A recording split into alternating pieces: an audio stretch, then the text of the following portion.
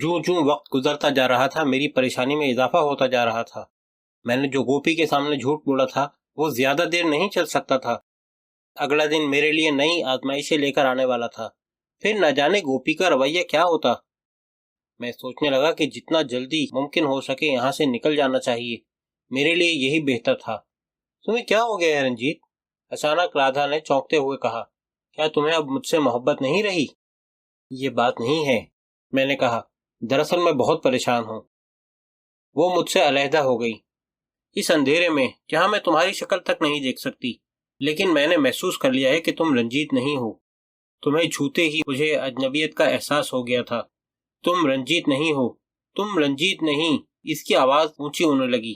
میں نے لپک کر ایک ہاتھ سے اسے جکڑ لیا اور دوسرا ہاتھ مضبوطی سے اس کے منہ پر رکھ دیا۔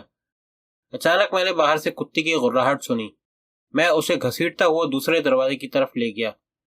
میں نے سخت لہجے میں کہا، اگر تم نے ذرا بھی آواز نکالی تو اس کا خمیازہ تمہارے بچے کو بھگتنا پڑے گا۔ میں اسے چھوڑ کر جھپٹا اور بچے کو اٹھا لیا۔ میں صرف یہاں سے نکلنا چاہتا ہوں۔ اگر تم نے شور نہ مچایا تو صبح بچہ تمہیں خیریت سے واپس مل جائے گا، ورنہ… میں پچھلے دروازے سے باہر آ گیا اور مکان کا چکر کاٹ کر سامنے کھڑی کار تک پہنچا۔ عین اسی لمحے میں نے تاریکی میں ایک دراز قد آدمی کا ہیبلا دیکھا۔ ایک جسیم کتا اس کے ساتھ تھا۔ میں نے اسے پہچان لیا، وہ گھوشال تھا۔ گھوشال نے میرے قریب آ کر گہری سانس لیتے ہوئے کہا، شکر ہے کہ تم خیریت سے ہو، ورنہ میں تمہیں گوپی کے ساتھ دیکھ کر اور پھر یہاں اس کے گھر میں جاتے ہوئے دیکھ کر بہت فکر مند ہو گیا تھا۔ پھر اس کی نظر میرے ہاتھوں میں اٹھائے ہوئے بچے پر پڑی تو قدرے چونک کر بولا، اوہ، اب میں سمجھا، یہاں تم صرف اپنا بچہ لینے آئے تھے۔ ہاں، میں نے مختصر جواب دیا۔ اچھا؟ پھر اس نے کچھ سوچتے ہوئے کہا، تم ایک منٹ یہیں ٹھہرو، میں ابھی آیا۔ وہ پلٹا اور تیز تیز قدم اٹھاتا ہوا گوپی کے گھر میں داخل ہو گیا۔ تھوڑی ہی دیر بعد میں نے اسے ایک لفظ کہتے سنا جو میرے لیے قطعی نامانوس تھا۔ غالباً یہ کتوں کے لیے کوئی مخصوص اشارہ تھا، کیونکہ اس کے فوراً بعد میں نے کتوں کی غراہٹیں اور ساتھ ہی گوپی اور رادھا کی دل دہلا دینے والی چیخیں سنی۔ دوسرے ہی لمحے گھوشال واپس آ گیا۔ آؤ اب چلیں۔ میں اپنی جگہ ساکت کھڑا رہا۔ کتا، جس کے بارے میں مشہور ہے کہ یہ جانور وفادار اور انسان دوست ہوتا ہے، لیکن گوپی اور رادھا اپنے ہی گھر میں ان کتوں کے ذریعے موت کے گھاٹ اتر گئے تھے جنہیں وہ اپنے گھر میں پالتے رہے تھے۔ میرے ساتھ بھی ایسا ہی ہوا تھا۔ میرے کتے موتی نے میرے ہمشکل کے اشارے پر مجھ پر حملہ کر دیا تھا، جبکہ وہ اس وقت سے ہمارے یہاں رہ رہا تھا جب وہ چھوٹا سا پلہ تھا۔ کیا ہوا رنجیت؟ گھوشال نے مڑ کر کہا، آؤ نا۔ تم نے گوپی اور رادھا کو… ہاں، وہ عجیب سی ہنسی ہنستے ہوئے بولا، میں اپنے ساتھ کوئی اسلحہ نہیں رکھتا۔ یہ کتے ہی میرے ساتھی اور میرے ہتھیار ہیں۔ ان سے بہتر ساتھی کوئی نہیں۔ ایک اچھے اور تربیت یافتہ کتے کو صرف ایک مخصوص اشارے کی ضرورت ہوتی ہے اور وہ وہی کر گزرتا ہے جو میں چاہتا ہوں۔ میں نے اپنے دل میں اس غلیظ اور ظالم شخص کے لیے شدید نفرت محسوس کی۔ میں نے قدر تلخی سے کہا، بند کرو اپنی بیہودہ بکواس۔ اوہ، اس نے گہرا سانس لیتے ہوئے کہا، تم اس وقت یقیناً بہت پریشان ہو۔ تمہارے منصوبے کے مطابق اس وقت تمہیں سنتوش کے گھر میں ہونا چاہیے تھا، مگر پولیس تمہارے پیچھے لگی ہوئی ہے۔ بہرحال اب تمہیں ہم لوگوں کے بارے میں بھی سوچنا ہوگا۔ چلو یہاں سے تو نکلیں۔ وہ میرا بازو پکڑ کر آگے بڑھ گیا۔ کچھ فاصلے پر سیاہ فورڈ کھڑی تھی۔ ہم دونوں اگلی سیٹ پر اور کتا پچھلی سیٹ پر بیٹھ گیا۔ تمہیں ان دونوں بہن بھائیوں پر بھروسہ نہیں کرنا چاہیے تھا، اس نے کار ڈرائیو کرتے ہوئے کہا۔ اب مجھ سے ناراض کیوں ہوتے ہو؟ یہ تمہارا ہی منصوبہ تھا۔ اب اس بچے کا کیا کرو گے؟ پتہ نہیں۔ تھوڑی دیر کی خاموشی کے بعد وہ بولا، ٹھیک ہے، بچہ میرے حوالے کر دو، میں اس کا کوئی نہ کوئی انتظام کر لوں گا۔ کہیں تم اسے بھی… نہیں، اس نے جلدی سے کہا، میرا ایک پارسی دوست ہے، بے اولاد ہے بیچارہ، دونوں میاں بیوی بچے کو ترس رہے ہیں، تمہارا بچہ وہاں محفوظ رہے گا۔ کار میں خاموشی چھا گئی۔ اس خاموشی کو گھوشال ہی نے توڑا۔ معلوم ہوتا ہے گوپی اور رادھا کی موت کا تمہیں افسوس ہو رہا ہے۔ تم نے خود ہی تو مجھ سے کہا تھا کہ تم ان دونوں سے چھٹکارا حاصل کرنا چاہتے ہو۔ البتہ کتوں والی ترکیب میری ضرور تھی۔ اصولی طور پر تو تمہیں مجھ پر ناراض نہیں ہونا چاہیے، جو تم چاہتے تھے وہی میں نے کیا۔ اوہ نہیں، میں نے جلدی سے کہا، تم نے بالکل ٹھیک کیا، بس تھوڑی دیر کے لیے مجھے افسوس ہوا تھا۔ ہمیں ان دونوں کو بہرحال راستے سے ہٹانا ہی تھا۔ گھوشال نے کار کو ایک کچے راستے پر اتارتے ہوئے کہا، وہ اپنی بہن کو آڑ بنا کر تم سے خاصی رقم اینٹ چکا تھا، اور جب اس نے 1 کروڑ روپے کی بو سونگھ لی تو اس کا لالچ انتہائی حدوں پر پہنچ گیا ہوگا۔ تھوڑی دور چل کر اس نے کار روک لی۔ تم یہیں اتر جاؤ رنگیت، سامنے جولی کا مکان ہے، وہیں آرام کرو، اب صبح ہی ملاقات ہوگی۔ اور ہاں، جولی سے رقم کے بارے میں کوئی گفتگو مت کرنا، آج کل جوزف اس حرافہ کا دم چھلا بنا ہوا ہے، ممکن ہے وہ ہاتھ دکھا جائے۔ بس انہیں سبز باغ دکھاتے رہو، اس میں تو تم ماہر ہو۔ وہ دھیرے سے ہنسا، پھر بولا، خیر بچے کی فکر بالکل مت کرنا، یہ اچھے ہاتھوں میں جائے گا۔ پھر اس نے کار آگے بڑھا دی۔ میں وہیں کچھ دیر کھڑا سوچتا رہا، ارد گرد بنے ہوئے مکانوں میں سے کون سا گھر جولی کا تھا؟ جولی کون تھی؟ مجھے معلوم نہیں تھا۔ میں دل ہی دل میں بھگوان کا شکر ادا کر رہا تھا کہ مسلسل غلط لوگوں کے ہتھے چڑھنے کے باوجود اب تک میں محفوظ تھا۔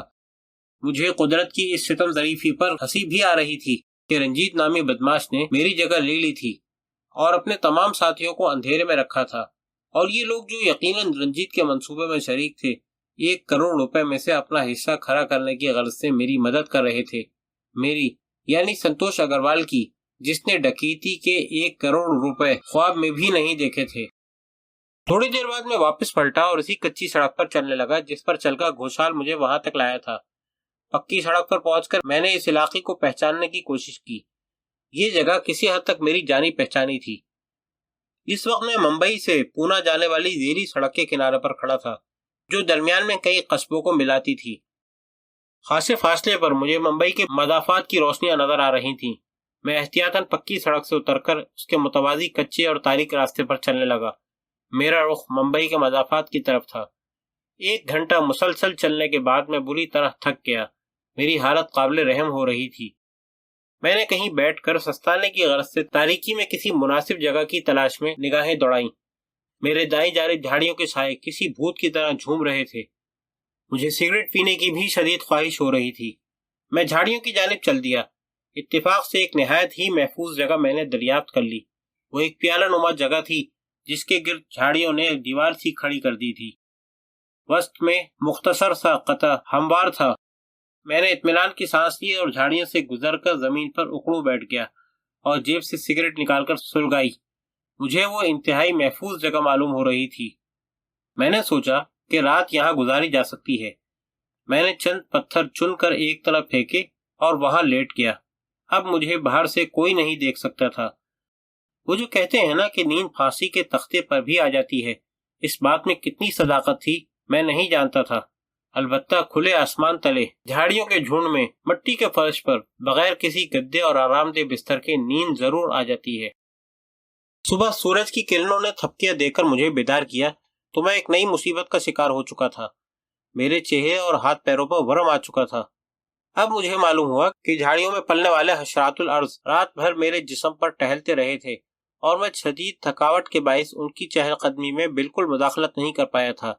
ان جھاڑیوں میں پلنے والے کیڑے مکوڑے یقیناً زہریلے تھے، کم سے کم اس حد تک تو زہریلے تھے ہی کہ ان کے کاٹنے سے ہاتھ پیروں پر ورم آ جائے۔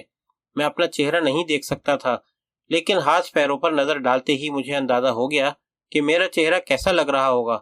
میری جلد کی رنگت سرخی مائل ہو گئی تھی۔ مجھے اپنی آنکھیں بھی سکڑی سکڑی محسوس ہو رہی تھیں کیونکہ ان کے گرد گوشت سوج گیا تھا۔ اپنے پورے جسم میں ہلکی ہلکی سی خارش محسوس ہو رہی تھی۔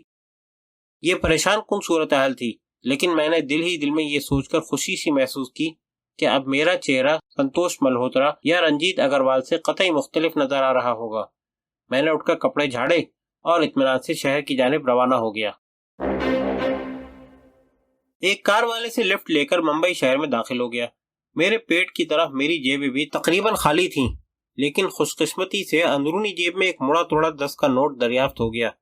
پرس میں اچھی خاصی رقم موجود تھی، لیکن وہ اپنے ہم شکل کے حوالے کرنے کے بعد بس یہی ایک 10 کا اکلوتا نوٹ میری جیب میں رہ گیا تھا۔ میں ایک قریبی چائے خانے میں داخل ہو گیا اور ایک چائے اور پیسٹری کا آرڈر دیا۔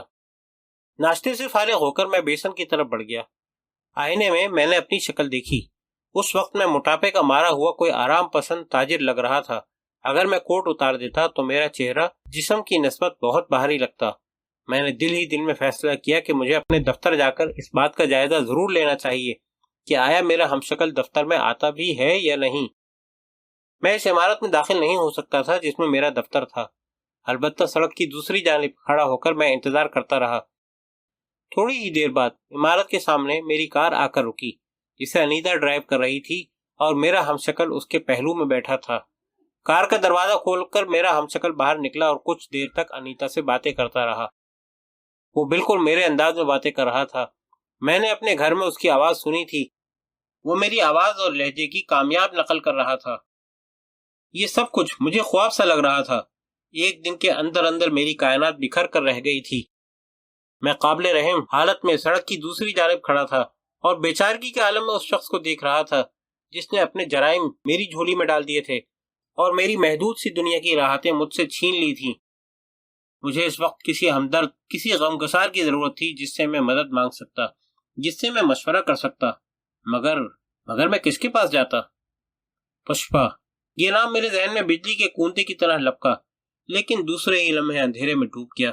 میں نے سوچا میں اس کے پاس کیا منہ لے کر جاؤں، لیکن پشپا کے علاوہ اس دنیا میں کوئی ایسا تھا بھی تو نہیں جس کے پاس میں اپنی زندگی امانت رکھ سکتا۔ یہ زندگی اور موت کا مسئلہ تھا۔ مجھے شدت سے احساس ہوا کہ میرا کوئی بھی دوست نہیں ہے۔ شاید یہ بھی انیتا اور راہل کے منصوبے کا ایک حصہ تھا کہ انہوں نے کبھی کسی سے راہ و رسم بڑھانے میں میری حوصلہ افزائی نہیں کی، حتیٰ کہ پڑوسیوں سے بھی ہماری بول چال تک نہیں تھی۔ اچانک مجھے سابق کمانڈنگ آفیسر میجر سبھاش گپتا یاد آ گیا، جس سے میری ملاقات ایک پارٹی میں اتفاقاً ہو گئی تھی۔ اس نے عجیب سے لہجے میں پوچھا تھا، تم نے انیتا سے شادی کر لی تھی نا؟ ہاں۔ پشپا کا کیا ہوا؟ پشپا؟ میں نے حیرت سے دہرایا۔ مجھے حیرانگی اس بات پر تھی کہ میجر گپتا پشپا کے بارے میں کیسے جانتا ہے۔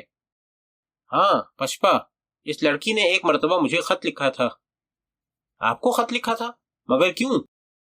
اسے معلوم تھا کہ میں تمہارا کمانڈنگ آفیسر ہوں۔ تمہاری طرف سے اسے خط ملنا بند ہو گئے تھے تو اس نے مجھے خط لکھ کر صرف یہ معلوم کیا تھا کہ تم خیریت سے تو ہو۔ پھر وہ اکثر خط لکھ کر مجھ سے تمہاری خیریت دریافت کرتی رہی تھی۔ اسے صرف یہ جاننے میں دلچسپی ہوتی تھی کہ تم اچھے تو ہو۔ کافی دیر تک مجھ سے کچھ نہیں بولا جا سکا تھا۔ پھر میں نے بمشکل پوچھا، یہ بات آپ نے مجھے اس وقت کیوں نہیں بتائی تھی؟ مجھے کیا ضرورت تھی تم سے کچھ کہنے کی؟ میجر گپتا نے کہا، اگر تم اسے خط نہیں لکھنا چاہتے تھے تو یہ تمہارا ذاتی مسئلہ تھا۔ بہرحال میں اس لڑکی کے خطوط سے جھانکتی معصومیت اور خلوص سے بڑا متاثر ہوا تھا۔ اپنی تحریر سے وہ ایک اچھی لڑکی نظر آتی تھی۔ اس نے کبھی تمہاری بے اعتنائی کا گلہ نہیں کیا تھا، کبھی تمہاری شکایت نہیں کی تھی۔ وہ صرف یہ پوچھتی رہی تھی کہ تم کیسے ہو۔ مجھے اس سے ملنے اور دیکھنے کا اشتیاق تھا۔ آخر کار میں ایک دن وقت نکال کر اس سے ملنے چلا گیا۔ آپ اس سے ملے تھے؟ ہاں۔ اس کا ایڈریس کیا ہے؟ میجر نے مجھے ایسی نظروں سے دیکھا گویا ملامت کر رہا ہو کہ مجھے پشپا کا ایڈریس بھی معلوم نہیں۔ وہ نوتن اپارٹمنٹ میں رہتی ہے، میجر نے بتایا۔ پھر پشپا کے اپارٹمنٹ اور ٹیلی فون نمبروں کا بتانے کے بعد اس نے کہا، کیا میں فون پر اسے بتا دوں کہ میری تم سے ملاقات ہوئی تھی؟ نہیں، میں نے ڈوبتے لہجے میں کہا، میرے خیال میں اب اس کا وقت گزر چکا ہے۔ اگلی صبح میں نے دفتر میں راہل سے پوچھا، تم ان خطوط کا کیا کرتے رہے تھے؟ کون سے خطوط؟ راہل نے معصومیت سے پوچھا، کیا تم یہاں کوئی خطوط چھوڑ گئے تھے؟ تم اچھی طرح جانتے ہو کہ میں کن خطوط کی بات کر رہا ہوں۔ میں نے کہا، تم فوج میں شعبہ ڈاک کے انچارج تھے، تم نے میرے اور پشپا کے خطوط کی آمد و رفت کیوں بند کی تھی؟ دیکھو سنتوش، انیتا میری بہن ہے اور تم اس دنیا میں واحد انسان ہو جس سے اس نے محبت کی ہے اور جسے حاصل کرنا چاہا ہے۔ میں اس کے لیے یہی کچھ کر سکتا تھا اور دوبارہ بھی کرنے کو تیار ہوں۔ یہ میں نے تم دونوں کی بہتری کے لیے کیا تھا، راہل نے کہا۔ اس کے گول مٹول اور معصوم چہرے پر وہی ازلی سادگی اور خلوص تھا جس نے مجھے کبھی کسی بات کا شبہ نہیں ہونے دیا۔ اس کے بعد کئی گھنٹوں تک میرا موڈ خراب رہا، مگر اب کیا ہو سکتا تھا؟ پانی پل کے نیچے سے گزر چکا تھا۔ اس کے کئی ماہ بعد دفتر کے قریب ہی ایک بار پشپا کے بھائی آنند سے بھی میری ملاقات ہو گئی تھی۔ وہ اسی پرانے خوشگوار انداز سے ملا۔ کیسے ہو سنتوش؟ ٹھیک ہوں، میں نے جواب دیا۔ سنا ہے تم نے شادی کر لی ہے؟ آنند نے بظاہر سرسری سے انداز میں پوچھا۔ ہاں، تم نے ٹھیک سنا ہے۔ تبھی تمہاری صحت کچھ بہتر لگ رہی ہے۔ آنند نے مسکرانے کی کوشش کرتے ہوئے کہا، جس میں وہ ناکام رہا۔ کبھی مل بیٹھیں گے اور گزرے دنوں کی یاد تازہ کریں گے۔ ضرور، میں نے کہا، حالانکہ مجھے معلوم تھا کہ ایسا کبھی نہیں ہو سکتا، اور اس حقیقت سے آنند بھی آگاہ تھا۔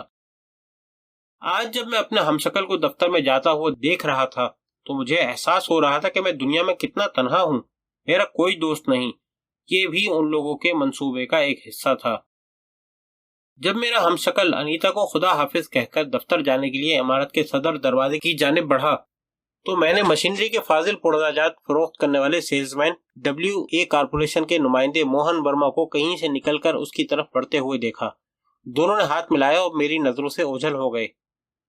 مجھے معلوم تھا کہ میرا ہمشکل تھوڑی دیر بعد میرے دفتر میں میری جگہ پر موجود ہوگا۔ میں حیران تھا کہ وہ دفتر اور کاروبار کے مسائل کے بارے میں کیا جانتا ہوگا، خصوصاً ان معاملات میں وہ کیا پیش قدمی کرے گا جنہیں میں اپنے انداز سے پایہ تکمیل تک پہنچاتا تھا۔ لیکن پھر میں نے سوچا کہ اس سے کیا فرق پڑتا ہے۔ راہل نے اسٹاف سے کام لینے اور پارٹیوں سے ملاقات کرنے کی ذمہ داری ہمیشہ اپنے سر رکھی تھی، اور میرا کام صرف آخری مرحلوں میں حسابات کو چیک کرنا ہوتا تھا۔ اگر میں نہ بھی ہوتا تو راہل خود یہ کام کر سکتا تھا، اور کسی کو شبہ بھی نہیں ہو سکتا تھا کہ میری جگہ کوئی اور شخص بیٹھا ہوا ہے۔ اس کے علاوہ بھی کوئی خاص اہمیت کے معاملات ایسے نہیں تھے جنہیں راہل میرے ہمشکل کے ساتھ مل کر نہ نمٹا سکتا ہو۔ میں مایوس اور دل گرفتہ سا فٹ پاتھ پر چلنے لگا۔ میں سوچتا رہا کہ ایسے حالات میں مجھے کس سے مدد حاصل کرنی چاہیے۔ پشپا سے؟ یقیناً دنیا میں وہی ایک ایسی ہستی تھی جس پر میں اعتماد کر سکتا تھا، لیکن مسئلہ وہی تھا کہ میں کس طرح اس کے پاس جاتا اور اپنا دکھڑا اس کے سامنے بیان کرتا۔ اس کی میں اپنے اندر ہمت نہیں پا رہا تھا۔ مجھے اس وقت ایک پناہ گاہ کی ضرورت تھی، رقم کی ضرورت تھی، اور ایک ایسے غم گسار ساتھی کی ضرورت تھی جو اس جال سے نکلنے میں میری مدد کر سکتا۔ آخر کار میں نے جی کڑا کر کے گردھاری لال سے ملنے اور اس سے مدد حاصل کرنے کا فیصلہ کر لیا۔ وہ فوج میں میرا ساتھی تھا۔ ہم نے کئی مرتبہ اکٹھے کھانا کھایا تھا۔ ایک مرتبہ میں نے اسے ایک بڑی مصیبت سے بچایا تھا۔ اس کی نگرانی کے دوران ایمبولینس ڈپو سے کچھ اسلحہ چوری ہو گیا تھا اور بعد میں کہیں اور اسلحہ فروخت کر دیا گیا۔ اپنا ہی اسلحہ فروخت کرنے میں انڈین آرمی خاصی بدنام ہے، حالانکہ اس الزام کو ہمیشہ الزام ہی کہا گیا اور اسے کبھی تسلیم نہیں کیا گیا۔ حقیقت کیا ہے میں اس بحث میں نہیں پڑوں گا۔ بہرحال جب انکوائری ہوئی تو کئی فوجیوں کے ساتھ گردھاری لال کا نام بھی اس فہرست میں شامل تھا جنہیں اس الزام میں آرمی ایکٹ کے تحت سزائیں دی جانے والی تھیں۔ میں نے کوشش کر کے گردھاری لال کو متوقع سزا سے بچایا تھا، جس کے لیے مجھے کئی جھوٹ بولنے پڑے اور افسروں کی خوشامد بھی کرنی پڑی۔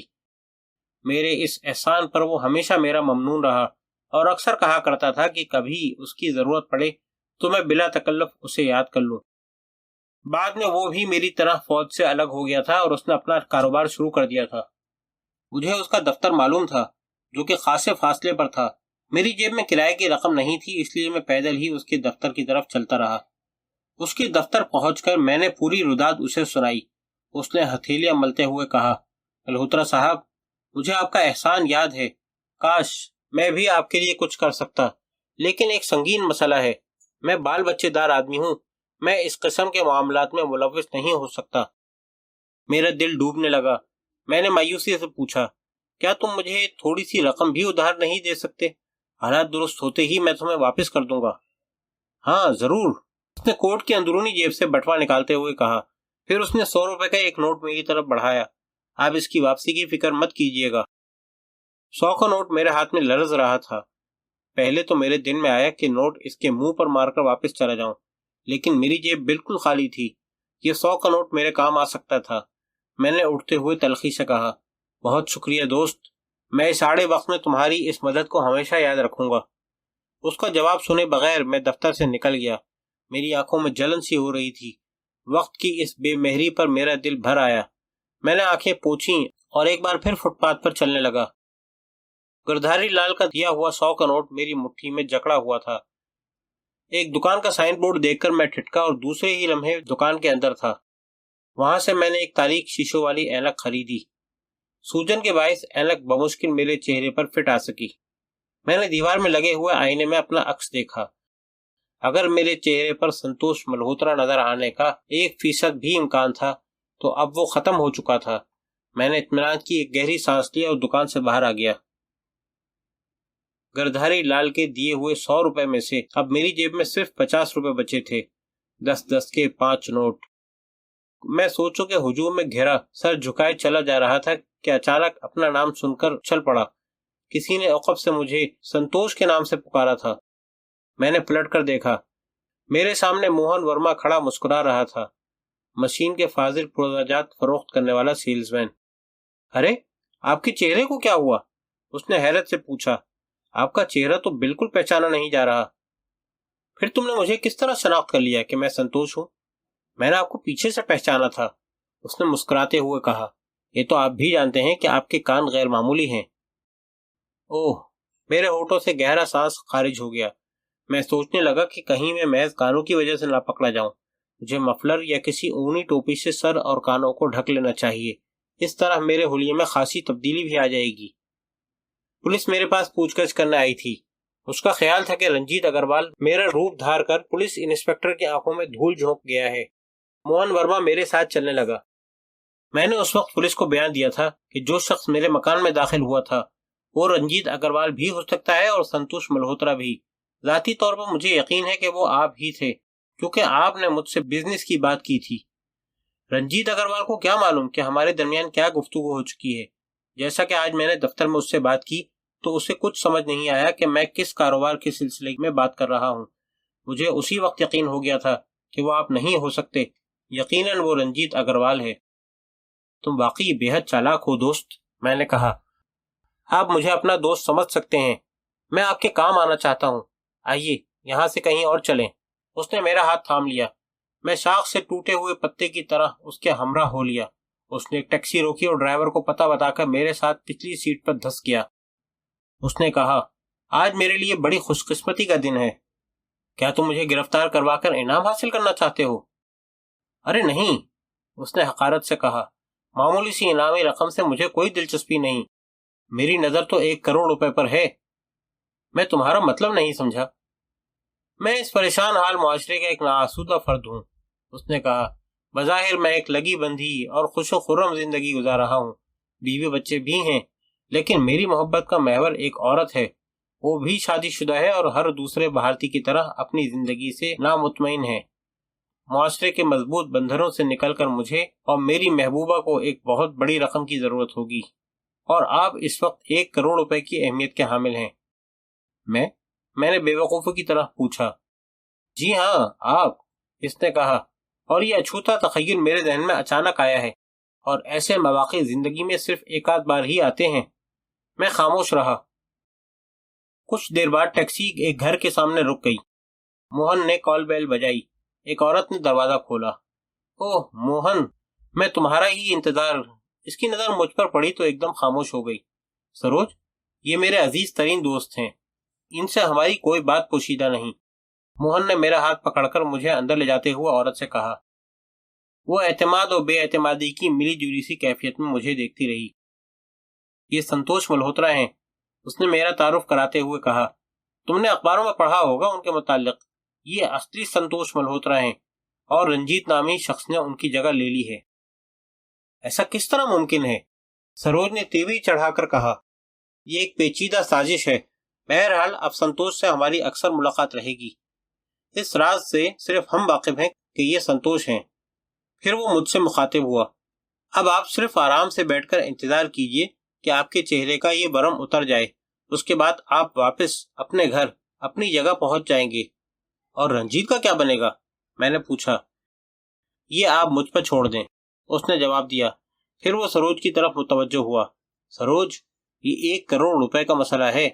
1 करोड़ रुपए का। मैं ये रकम हासिल करने के लिए वो सब कुछ करूंगा जो मुझे करना चाहिए। लेकिन ये ठहरेंगे कहाँ? सरोज ने तशवीश से पूछा। इस घर में तो इन्हें नहीं रखा जा सकता। मैं इनके बारे में मदन से क्या कहूंगी? मदन को कुछ मालूम नहीं होगा, मोहन ने कहा। मदन गालिबन सरोज के शौहर का नाम था। ये कैसे मुमकिन है? क्या हमारे उसी खुफिया फ्लैट में रहेंगे? क्या हमारी मुलाकातें होती हैं? वो महफूज जगह है। मेरे सामने इस इंकिशाफ पर लम्हे भर के लिए सरोज का चेहरा सुर्ख हो गया। फिर वो खुद को संभालते हुए बोली, मुझे ये बात पसंद नहीं। क्यों? मोहन ने तीवरी चढ़ाकर पूछा। मुझे डर लग रहा है, कहीं कुछ हो न जाए। کچھ نہیں ہوگا، موہن نے بڑے اعتماد سے کہا، تم سب کچھ مجھ پر چھوڑ دو۔ مجھے موہن ورما کو اس طرح گفتگو کرتے دیکھ کر بڑی حیرت ہو رہی تھی۔ میری نظر میں کچھ دیر پہلے تک وہ ایک معمولی سا سیلز مین تھا، کمپنی کا کمیشن ایجنٹ تھا، مگر اب وہ مجھے بڑا غیر معمولی لگ رہا تھا۔ لوٹی ہوئی رقم کے لالچ نے اسے اس طرح چوکنا کر دیا تھا جیسے کسی چیتے نے خون کی بو سونگھ لی ہو۔